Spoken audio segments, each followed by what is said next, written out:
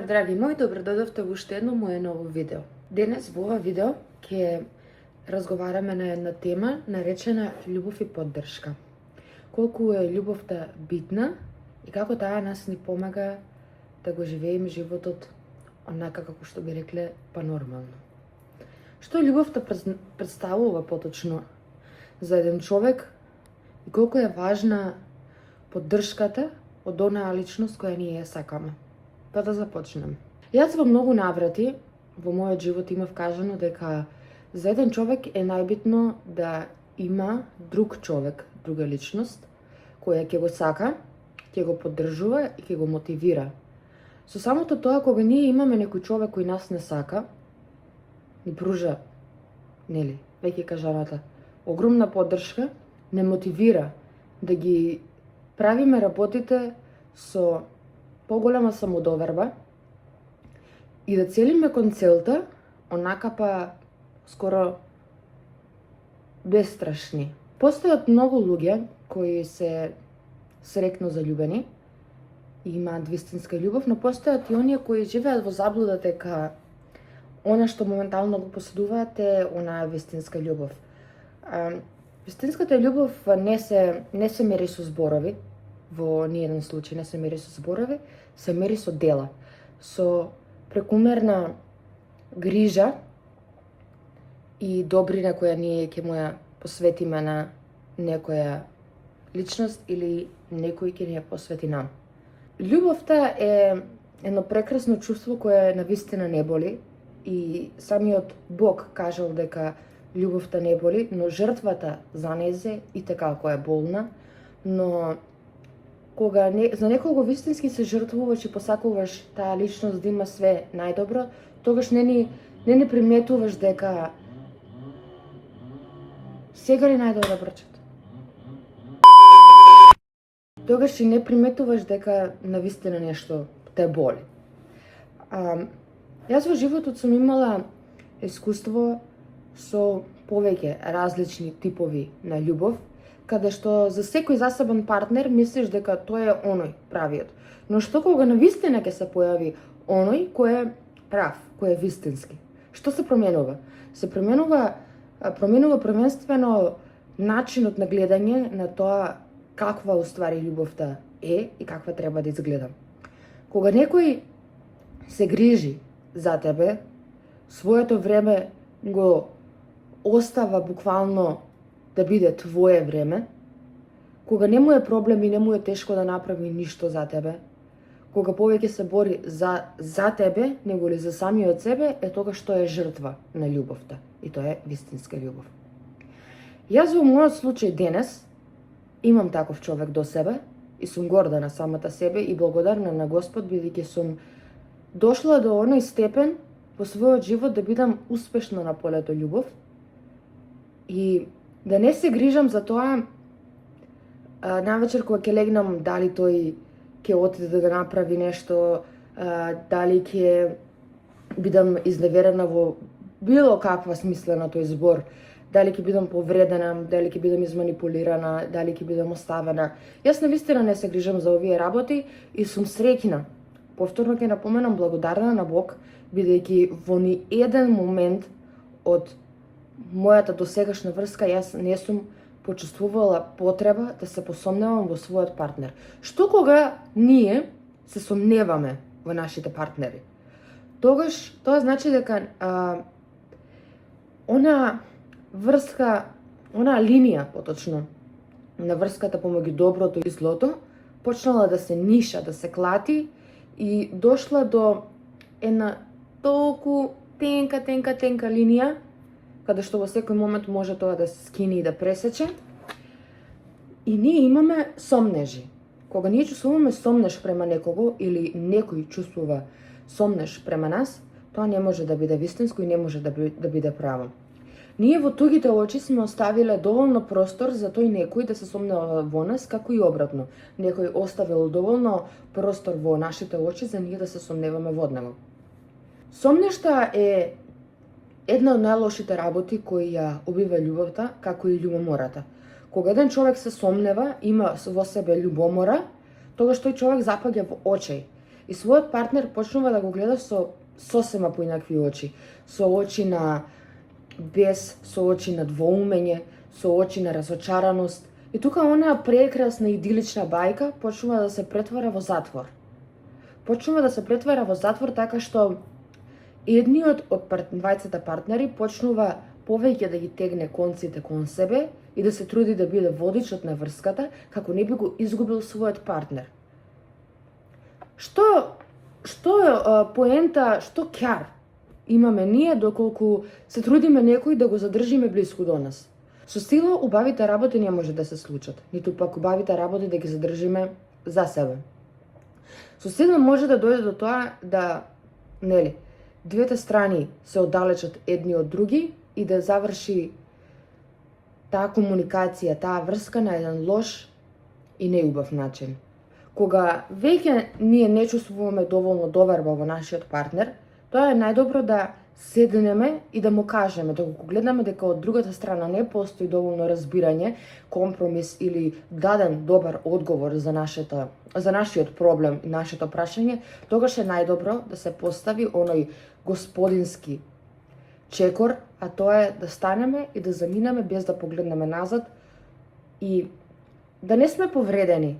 Да не сме повредени бидејќи кога очекуваме од некого нешто, тогаш и процентот на разочарување е многу поголем. Јас сум научена да не бидам, никогаш да не сакам да очекувам од никого ништо и не очекувам од никого ништо, колку и таа личност да ми дава до знаење дека јас треба да имам очекување, јас никогаш во животот немам очекување од никого. Зошто? Заради тоа што кога нашите очекувања не би биле исполнети, не би биле одржани, тогаш и веројатноста да се разочараме и да доживееме болка е многу поголема. А кога би верували исклучително во самите себе и потпора би си биле исклучително самите себе, тогаш веројатноста дека некој би не разочарал и повредил е многу мала. Што значи љубовта и како таа влие врз нашиот живот? Искрено, за мене љубовта е еден благодат даден од Бога, со кој ние луѓето треба да живееме, треба да се сакаме, треба да сме искрени меѓу себе, да се почитуваме и да едноставно секоја препрека која ќе се појави на нашиот пат, заедно, рака за рака, да ја прескокнеме, да ја надминеме, да не дозволуваме ситни мали работи кои ќе се појават на патот да бидат доволно големи за нас да не спрепнат, да не попрачат во оние наши заеднички замисли и мисли кои сме ги имале. Например, јас мојот партнер го доживувам како едно прекрасно суштество, како едно прекрасно битие на оваа наша земја, бидејќи тој пред се премногу ме мотивира мене. Ме мотивира во тоа да закрепнам што е можно побрзо, ме мотивира да станам добар човек, ме мотивира да бидам успешен човек, ме мотивира да бидам здрав човек, ме мотивира да се грижам што е можно повеќе за самата себе и да се сакам самата себе. Бидејќи ќе напоменам, доколку ние самите себе не се сакаме доволно, не може да очекуваме дека некој друг би не сакал нас, како ние би се сакале самите себе. Како влие љубовта врз нашиот живот? Љубовта врз нашиот живот влие така што ние сме секојдневно полни и исполнети со среќа, со добри мисли, со добро расположение, работите ги гледаме од многу подруг, свеж, убав агол и едноставно не сме завидливи. Кога ние сме исполнети и среќни, не сме завидливи. Поголем дел од луѓето се завидливи бидејќи не се доволно задоволени самите себе од нивните партнери. Гледаат слики и видеа од други парови каде што тие се среќни, ја покажуваат својата љубов, својата среќа. Едноставно завидуваат заради тоа што они не успеале доволно да бидат среќни во нивните врски. Што доаѓа до тоа? Недоволна комуникација е еден голем проблем во секоја врска, кога недоволно комуницираме со нашите партнери, не ги споделуваме нашите проблеми, нашите маки, нашите мисли, нашите очекувања, кои ги има, кои ги нема, а верувам дека голем број и имаат очекувања од своите партнери. Да земам еден прост пример. Како да очекувам јас Ламборџини или скап саат, или маркирана гардероба, или било што, кога го гледам дека мојот сопатник работи буквално за плата од просечен аспект. Како можам да очекувам јас од мојот сопруг да ми даде, или од мојот партнер, од мојот дечко, од мојот вереник, небитно, да ми даде нешто кое што првенствено не е можно да се има во моментот? Зошто ги сакаме работите пред да им дојде нивното време? Зошто ние треба да имаме желба за многу работи, ние треба да посекуваме многу работи, но не треба да ги малтретираме нашите сопатници со тоа што ние би барале постојано нешто од нив. Затоа и во денешно време е дојдено она да се гледаат жените само за пари. Тоа е навистина лошо и грозно чувство, кога излегуваш со некого, а тој некој знаеш дека те гледа од оној агол, ова искочи со мене заради тоа што јас имам ова, заради тоа што имам она, ме сака заради ова, ме сака заради она, заради мојата слава, заради моите пари, заради моето име, заради не знам ти што. Кога ние сакаме некого, треба да го сакаме буквално поради тоа што е тој самиот, не поради тоа што тој створил или треба да створи. Кога ние се заљубуваме во материјалното, а не духовното, најчесто сме разочарани, тоест секогаш сме разочарани.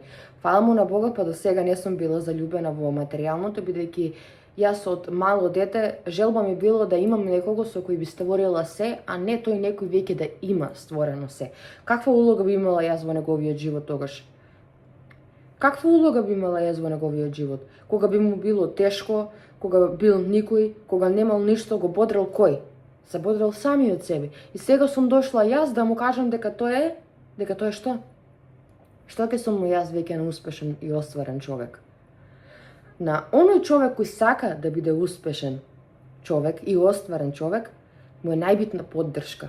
Поддршка од една жена која го сака, го почитува, го бодри, му дава надеж, му дава утеха. Тој човек ќе успее, ќе излезе на еден прав, убав, светол пат и ќе биде среќен.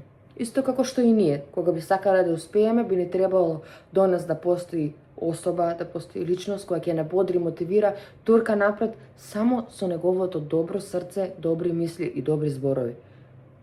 Нормално е дека материјалното е потребно за живот.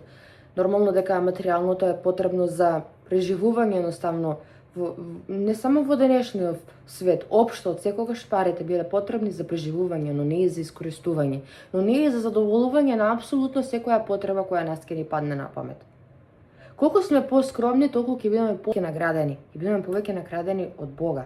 Ќе бидеме наградени со тоа што ќе бидеме среќни, ќе бидеме мирни и спокојни во нашите души. Ќе имаме мир, ќе имаме благодат. Па што има повредно и поскапоцено од тоа кога ќе се легнеме вечер во постела и ќе ставиме главата на перница, за спиеме мирно без да не мачи ниту едно прашање, без да не мачи ниту една мисла. Има ли нешто побитно од тоа?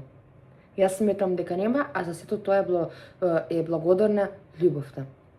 Бидејќи само љубовта и исклучително љубовта може да ни пружи еден таков убав спокој и убав мир. Самиот Бог кажал дека ние треба да ги сакаме и почитуваме сите луѓе, дури и нашите должници. Така, во молитвата Оче што кажува?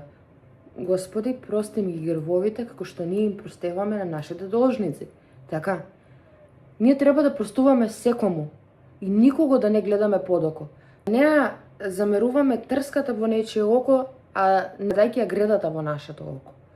Секогаш треба да бидеме позитивни, да бидеме насмеани, секое зло да го прифаќаме она со добро, како што велам јас, секое лошо нека е за добро, бидејќи од секое лошо мора да искрсне нешто добро и да не однесе на еден прав и убав пат. Не може од лошото да не може да научиме нешто добро, кое ќе не подучи како во иднина и треба да се понашаме и со другите луѓе, да се понашаме со самите себе, да ги гледаме работите од еден многу убав, добар и светол аспект. Тоа значи, бидете среќни и бидете благодарни на се оно што го имате. Заблагодарувајте му се на Бога секојдневно за вашето здравје, за вашиот партнер кој ве прави среќни. Доколку ве прави среќни. Доколку навечер во молитвите не можете да го ставите вашиот партнер во нив, тогаш тој партнер и не е за вас. Се што не можете да го прикажете пред Бога, од собствените мисли и уста, верувајте ми луѓе дека тоа не е за вас и дека треба да се тргнете од такво нешто. Дека треба да го оставите да продолжи, оставете да продолжи по собствениот пат, како Бог ви отворил на нова врата со друга светлост и други убави работи кои ќе дојдат при вас и ќе бидат со вас. Секогаш имајте на ум дека љубовта е оној единствен клуч за добар и здрав живот. И јас од кога се влюбив и од кога имам толку добар партнер со мене, дури и косата ми е подолга, луѓе. И косата ми е подолга и јас се чувствувам поубаво и јас се чувствувам посреќно. Колку и за многу луѓе да изгледам на не знам на што, на можеби на детенце со ваква фризура, можеби на стара баба со ваква фризура, секогаш јас се чувствувам убаво, добро и исполнето во својата душа. Тоа го посакувам секому. Секој еден од вас што ќе го погледне ова видео, да биде среќен и исполнет. Доколку, повторно ќе напоменам, доколку она што е до вас не може да легне во вашите молитви, оставете го да продолжи по својот пат. И чекајте да се отвори нова врата во која ќе видите нова светлост и нови добрини во нејза. Послушајте го советот на оваа Ива, ќе видите дека сум имала навистина многу големо право да го кажам ова. И што се однесува до ова видео, тоа би било тоа, едно кратко видео со еден крат диалог за љубовта, добрината и што се носи љубовта со нејза кога ние би ја гледале љубовта со вистински очи. Доколку ви се допадна ова видео, оставете ми лайк, шер, субскрайб, обавезно ве замолувам да ми оставите субскрайб и оставете коментар како би го продолжиле овој серијал наречено Љубов и добрини и што се љубовта и добрината носат со вас. Имете убав ден, се гледаме утре повторно со ново видео. Чао!